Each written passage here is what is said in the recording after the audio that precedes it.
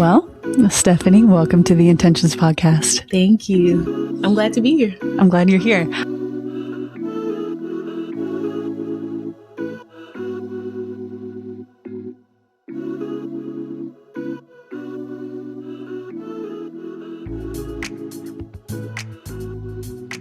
Yeah. And I think some people even believe that like they're communicating with their grandma who passed away or something like that. And I think it's highly likely that that could be a demonic presence interpreting, pretending to be something in order to gain access, like you were saying, like a friend. And so I think it's just important to note that like all of this, whether it's using crystals or trying to practice necromancy or any of these things to go after something that's really from God in a way that's not prescribed by God is evil. And I think the main scripture that I think of when it comes to this comes from Romans 1, where it says they exchanged the truth of God for a lie and worshiped and served the created things rather than the creator who was forever praised. You know, because it's like robbing glory from the one who is glorious and ascribing it wrongly. So what's your take on some of these things? Yeah. As you were saying that, I've been doing a little bit of research because I think about it often because, you know, we have experiences and like they aren't like the authoritative thing, but it's like we can't just like like forget about it. Like okay, and so for me, when I just started to ask the question, well, what are these spirits? I think there was demonic, like I think there were like demonic, like demons, like, you know, but also there's like some Christian thought where like they're disembodied spirits, like Nephilim, like, you know, talking about like where because they were mixed with God and man, like, you know, they can't like really Genesis 6, I think, something like that. And so some people, you know, think that that's like what it is. And so with all of that aside though, I just had this thought of like, those types of beings aren't they're not, what's the word I'm looking for? They're not bound by the time in a way that we are. Yeah. And I think like some of the things that they're tempting me into, like even just like you're talking about like the grandmother, like, okay, I'm talking to my grandmother.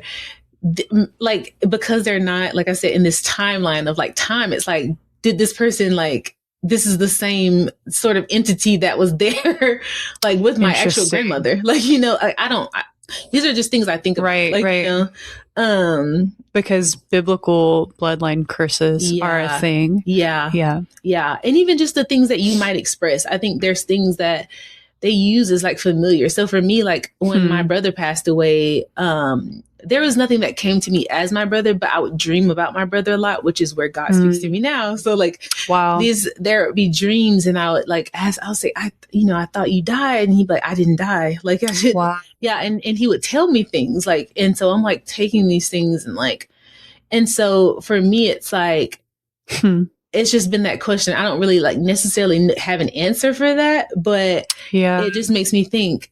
And even after this, I came to know, like after I came to know God and I shared my story openly, my family started telling me about, hey, so-and-so was a Mason or so-and-so practiced witchcraft or like in our family. And I'm like, I never knew this. And so the same thing that I'm being tempted into or I fall into is the same thing like for generations. Like a stronghold. Yeah, like a stronghold. And that's so interesting that, that's so interesting to me. Yeah. It is interesting. Man.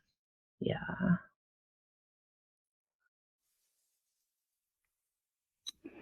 And like I said, I think for me, there's this sense of like kind of going back to something else. Like it's just appealing because, you know, I think this is why it's important for us to live not just by our words, but by our deeds, especially as Christians, because I think there are ways that I did not see what was being taught to me, and not saying like we're not perfect, but I wasn't seeing it, like, and it was like very hard to understand. For sure. I associated Christianity with people, like, And I think that's why we're in the mess that we're in today with Christian nationalism and artificial discipleship conflated as Christianity. I think that's the most off-putting thing to believers. And I think even with that, I think there's a certain consecration or like devotion or allegiance to God that people can have to go into these messy places. So I think about Daniel and I think about Joseph, and Joseph was promoted to the high place, second in command in Egypt. And from the beginning, like as a little boy, he had dreams, that were prophetic. And he was able to, like, by the grace of God, interpret those dreams, to even get himself out of prison, you know, and which is part of his exaltation. But in that culture, dreams were really highly valued to predict the future and that type of thing. And it wasn't by the Hebrew God, it was by these other, spiritist, medium, that type of things. And so when Joseph goes before Pharaoh, he's very specific and upfront to say, like, hey, I'm not actually the one interpreting these dreams, but it belongs to God. And so let me interpret the dream for Pharaoh. And that leads to prosperity for that nation and his own family. And so I don't know, it's just really interesting to me how people's beautiful propensities and tendencies can be like drawn away. But I mean, there's people I meet that's like, when you know Jesus, you're going to be an evangelist because you're evangelizing every taco joint or, Exactly. Yeah. And I think, that the enemy used those places of like hurt. Like, I talked about how identity was like a big thing for me. It was torn down like from very young age, like everything about me, like my physical like appearance, my personality, like all these different things. I think combined too with like not knowing, I think this is kind of a side note. I think a lot of African Americans even struggle with this like identity piece because of like just the history that we've gone through. So I think combined with that, and then also feeling powerless, like in my childhood, to like not stand up for myself. So when these types of like ideologies were presented to me, it's like, now I can take this power into my own hands, because I didn't feel like, okay, I can't trust anybody else with this. Like I can't, I didn't feel like I could at the time. And so that's why I think it felt so like, okay, I can do something about this, and I'm okay if I fail myself, like, I think that's kind of makes sense. Part of, that whole journey. Yeah. So, I mean, fill me in between you're playing with rocks and campus missionary. What happened? So I moved to Savannah, Georgia, and was that for work? For work. Okay. I was so upset. I did not want to move. God was doing something, like, but he was separating me from that place and from certain people. But at the time I was like, I'm at the top of my class. Like, why am I not getting a job? I was not getting a job at the place that I want to get a job. Like I wasn't getting a job at any other places around there. And so the door was just wide open for Savannah. And I'm like, what is this? And so I ended up going to Savannah, and I continue down my new age path. But I meet my friend Davia. I talk about Davia a lot, but Davia, she was from Macon. She came to work as well. She came to work at the hospital, and we just kind of grew in friendship. But I remember one of our first conversations, she was like, yeah, I'm going, like she talked about going to church. And I was like, oh, she's one of them. I was like, she seems so nice, and now like this isn't gonna work. Like I just assumed this isn't gonna work. But I ended up telling her, I was like, well, what can I lose? Like she's gonna leave anyway. Like, that kind of thought. That's such a sad expectation. It is. Like, this expectation of like because she's gonna think I'm like demonic. Like, she's gonna so that's crazy. Yeah. So I was like, so I just felt like I could tell her, like, because I'm like, she's going to find out anyway. Wow. But she was like curious. She wasn't like in this. I knew what she believed, but she wasn't like, she didn't push me away. And I thought you're possessed. I was like, and I thought that was new for me. Like, I was like, that's new. And so there's a phase where we're just hanging out like within groups and things like that. And then there's moments where, you know, we're hanging out together and I'm like, we're actually like friends. Like, yeah. And I'm very clear on what she believes. And I know that she doesn't believe what I believe, but I still believe what I believe, you know?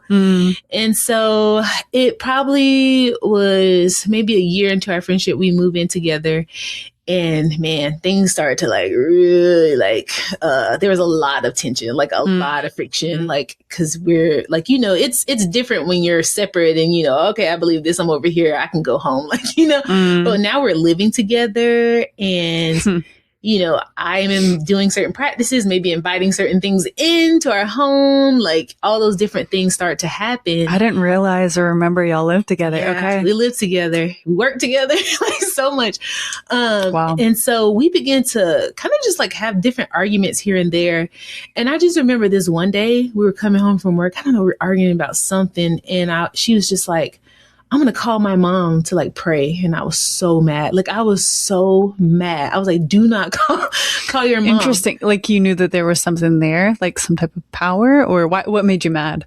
That's what I'm saying. I actually in the moment didn't know. I was like, why? I felt like I was just getting like mad. And I'm like, why am I getting so mad? Like, and so her mom calls and her mom starts praying. And we get home and I like, jump out of the car and like slam the door and I'm like, she's still praying. I'm like, slam the door. I know.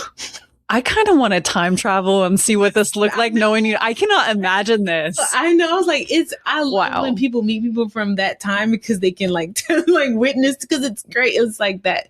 Yeah. So I run upstairs. I look in the mirror though. And I was like, I was actually afraid. I was like, I don't know who I am. Like, because I was like, why did I respond that way? Yeah. Like, it's almost like a moment where I was disconnected of like that. I got so angry when she was praying for me.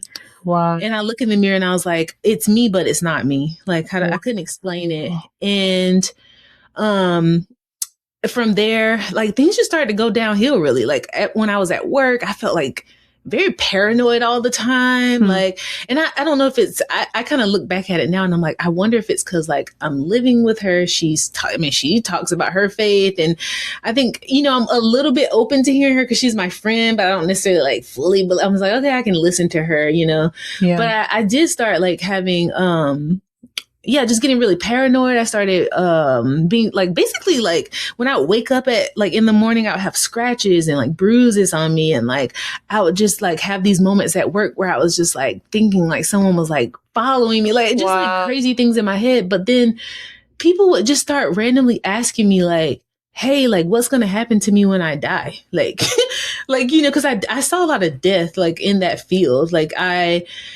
you know, I saw it a lot. And so I would experience people who were in their last moments who were like very afraid, like what's going to happen to me? Like they're asking me like, I have the answers and I'm like, I don't know what's going to happen to you. Question. Yeah. Do you feel like the paranoia, bruising, scratch, like all of that, do you feel like it was the consequences of some of these things catching up with you? Or how do you interpret that? I actually felt like I always say I felt like I was being tormented by spirits. Wow. Yeah. Cause I would have nightmares. I would have sleep paralysis. Like there would be I would wake up and see different like demons in my room. Like the same things. It was crazy because the same things that were like, oh, we're your friend. Like starting to like really show their like, and that's so like Satan. Let me promise you this thing up front. But the catch is it kills you. Yes, it does. It does. It leads to death. And even in that process, like I got to this point where, like even when I was working my job, I can say this now, but like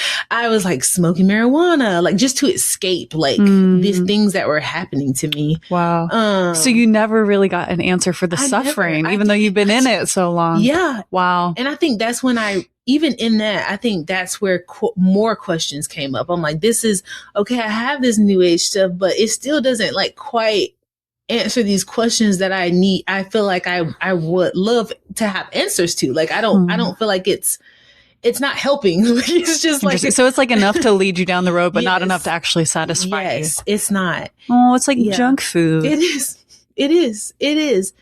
And so I get to this place where I'm changing. Like people are noticing I'm changing. Like I'm not, I remember one morning I got a ticket. Me and my friend Davia, we were driving home from work. I got a ticket and I was like, I'm not going to work tonight because we work night shift. And she was like, you go to work all the time. Like, cause you don't ever miss work. Like, you know, and I was like, I'm not going. Like, you know, and so I didn't go. And I think that's where she realized something's happening. Something's actually changing with her. There would be moments where I would just be in my room, like laying on the floor. And I was just like, I wanted to die. Like I didn't have a plan or anything, but I just like, I didn't want to be there. Like I didn't want to be a part of life, but also I was like, I don't know what to do. Like, you know?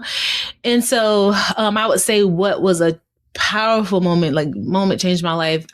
So me and my friend Davia again, we're having like, she's like, she started praying for me and she was like, I just wish you would like try Jesus again. And I don't know, something about that phrase just made me again so angry. And so I like run into my room and honestly, I just cry. Like, I just cry. I just like feel like I don't have anything left. Like, I don't know what to do. I don't want to be here. Like, I don't have anybody. Like, I felt like she was like getting ready to move out because she had been talking about like, she can't live with me anymore. And I'm like, she's like the only friend that I have. And so I'm just like thinking about all these things of like how I'm now left with nothing. Like, you know? Wow.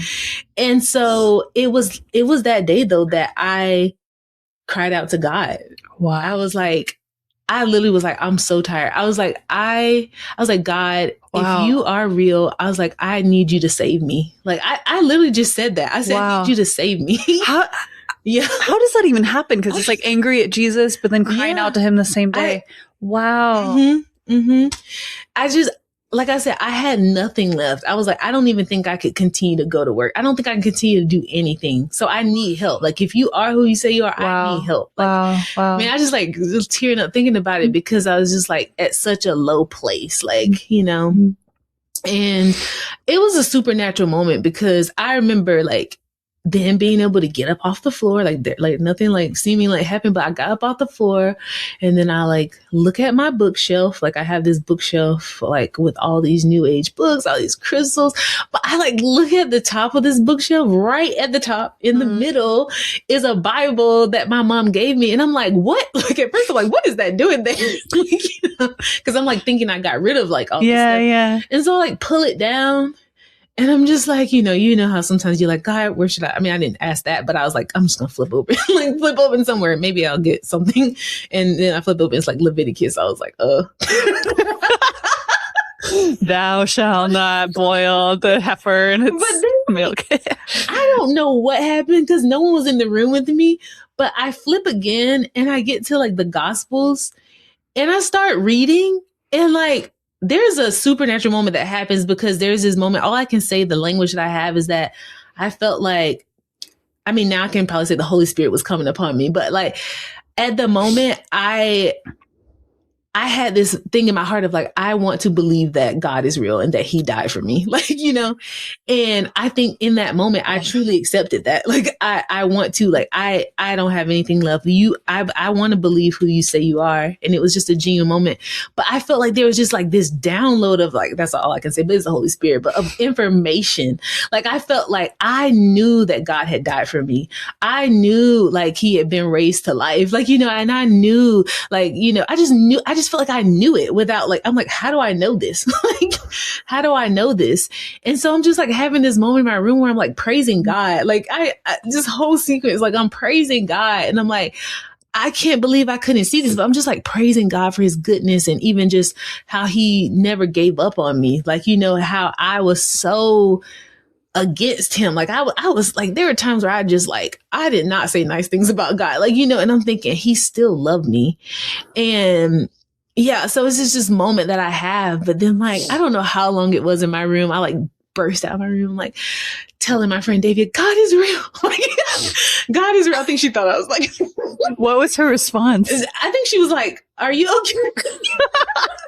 I can't remember the exact response, but I remember her being like, are you okay? Because she couldn't understand how I went into the room one way, came out a different way.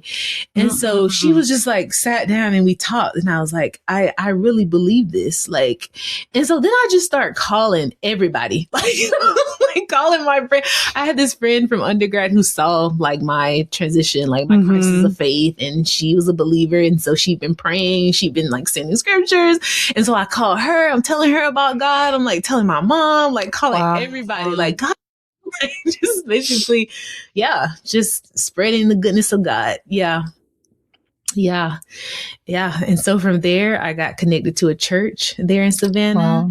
And man, I don't know. I just got surrounded by the right people. God made some divine connections there. Like even pointing out my gifts, like even early on, I was like, when you're a babe in Christ, God is like really like everything's so evident. I was like a year into my journey, God's like, lead a Bible study. I was like, like not me. Like there's so many more qualified people to lead a Bible study.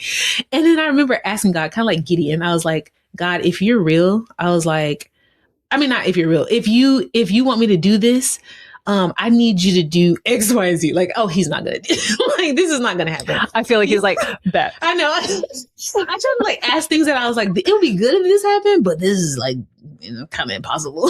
Yeah. And I said, and it has to happen by 12 o'clock tonight. So there's stuff you can get away with as a new Christian, man. I know, like, as a babe, I'm like, never would try this stuff now. I feel like God would be like, try me. But it was so funny because it's genuine, though. Yeah, he did it within an hour. I was just like, oh my gosh! Now I gotta lead a Bible study. But that's where like people begin to see my gifts, like the teaching gift, and so eventually I ended up feeling like God was calling me to seminary. And as I said in the beginning, I went to seminary here in Kentucky, and now I'm in this place where, I've been volunteering for the past year and a half, like as I was working at the library, and I knew that it was time to transition. I saw the fruit of what was happening. And I don't know. I just wanted to be able to do that full time. And like you were saying, I just look at the campus. I look at like our youth and our generation today. And I'm like, there is a lot of people who genuinely want truth, but it's just a world full of like half truths, lies. Like they have so much information coming at them. Like they don't know what to believe. And so for me, it just feels redemptive to be able to walk with college students because for me, it's like, I think there's safety in community. So being able to process those things, being able to actually ask the hard questions. And even if I don't know the answer, like, let's look at this together. Like, let's do it together. Come on. Yeah. So it's beautiful. Yeah. So if they were to ask you, like, why is Jesus better? Yeah. I think one thing that really I feel like sets Jesus apart is that he meets us. I think in the other things that even just the other faiths, the other ideologies, like how can I save myself? Like, it's this like striving. It's this like every work. Religion. Yeah. It's like, and it's like, the thing is, it's like, you can never save yourself. Like that's just going to be the thing. Even like with the other religions, like, reincarnation, I have to start over, again and again, but it's up to me. The weight of the all of this is on me. And so to know that Jesus actually chose me, he came to me, down, like, was incarnated, and he cares about me, and he died. Like I said, he died for me. Like he took on the weight of just our sins. And I think that to me is like, there's nothing in the world like that. Like I've never, like, there's nothing that can compare to that. And so, I think it's Romans that talks about rarely would anybody even die for a righteous man, but while we were sinners, it proves God's love for us, that he died for us when we were ungodly. And so it's like, it's just, I'm like, when you look at Jesus, when you truly get to know like Jesus for who he is, like, and not like kind of what you've like learned from people but when you really get to understand Jesus and what he did, it's like nothing else, like you're saying, like nothing else can compare to that. And it's like, and then I even got to the point, I don't want to say, I'm tired. Like, I don't want to be God. But that's basically like what they're like, when you do something like that, it's like, you know, the fruit of knowledge of good and evil. Like you were saying, it's like, okay, I am now doing these things for myself. I get to choose what is good, what is evil, because like in New Ageism or things like that, it's like truth is relative. Like truth is not like absolute, it's relative. And so it's like, well, what, like, okay, so you could believe this one thing is true. I can believe this other thing is true. And I can believe one thing is good. You can believe one thing is good. But what if I believe something is good and you believe it's bad? Like how do I have a greater authority? Like, you know, right. You run into these questions where you're like, this doesn't quite make sense. But also it's like, I just don't want that response. Like, I don't, like, it's crushing. Like, we can't like bear the weight of that. Yeah. And Jesus did. So come on. Yeah. Yeah.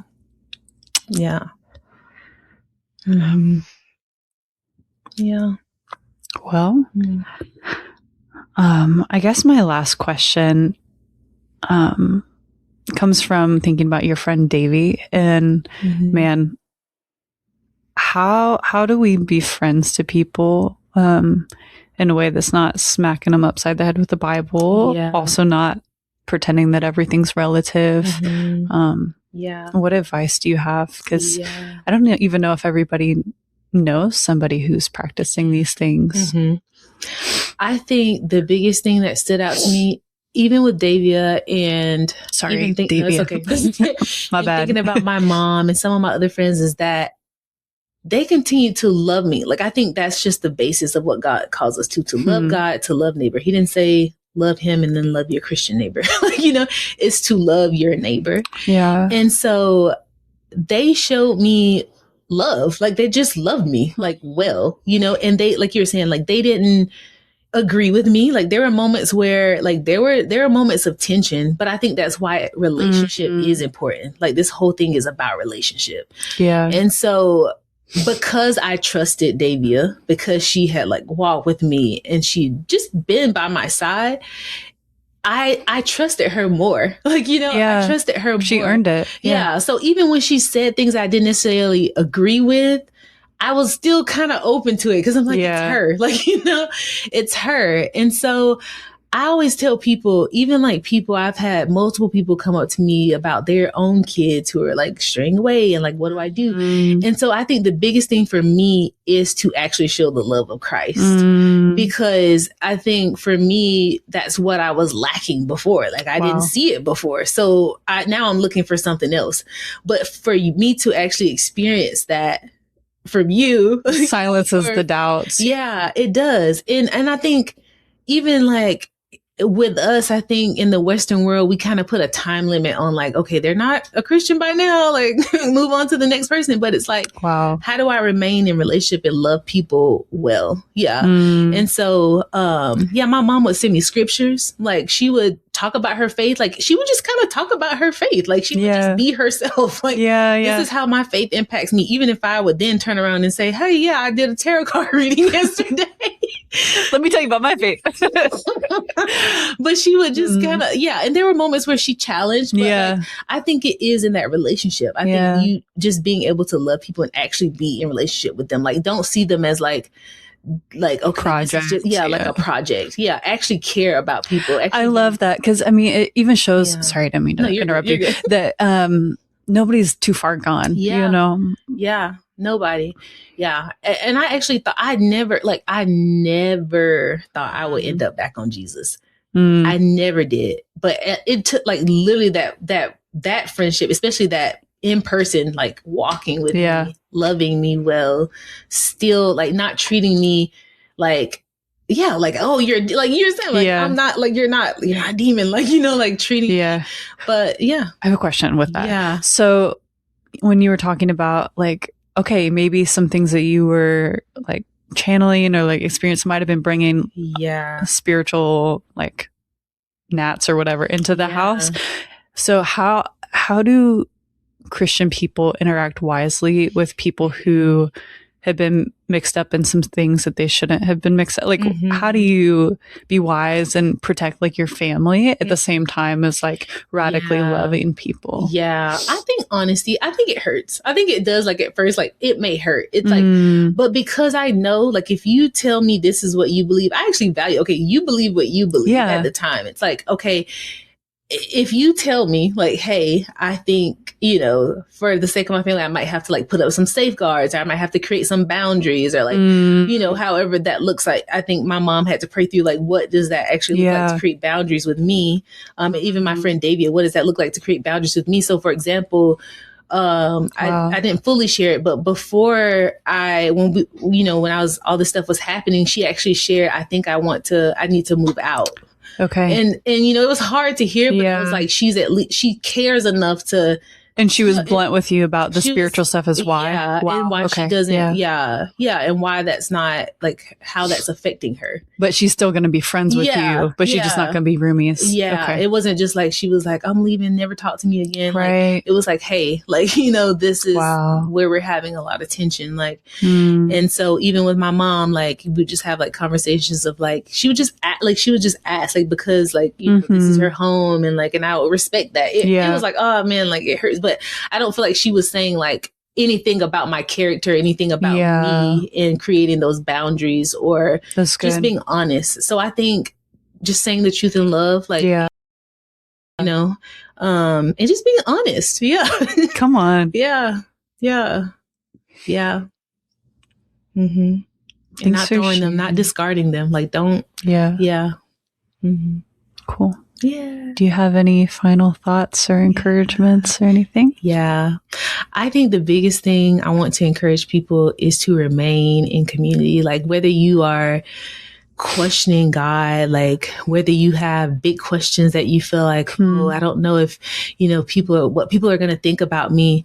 I think finding the right community and those people who can walk alongside of you as you answer, or as you seek and search, is going to be so vital to the journey that you go on. Come on. And so, and even for Christians out there, when you have people that you know are having these questions, you know are, you know, really having a hard time. Even people who I see deconstructing, it's like, how can I walk alongside this person, especially if I know that God is like positioned this person in my life, instead of being like, I'm not going to associate with this person, but how can I actually love this person in what they are, what they're experiencing, what they're going through, what they're, these questions that they're having. I think that's going to have probably a greater impact than, like you're saying, like beating somebody upside the head with the Bible. Like just being there and present with someone, being curious, and being yourself, telling truth in love, all those different things. But being in community with people is going to be important. Yeah. Thank you for sharing your story, Stephanie. You're welcome. Thank you for having me. My absolute joy. Yay! Tune back in next time to finish the conversation with Stephanie. Be blessed, family.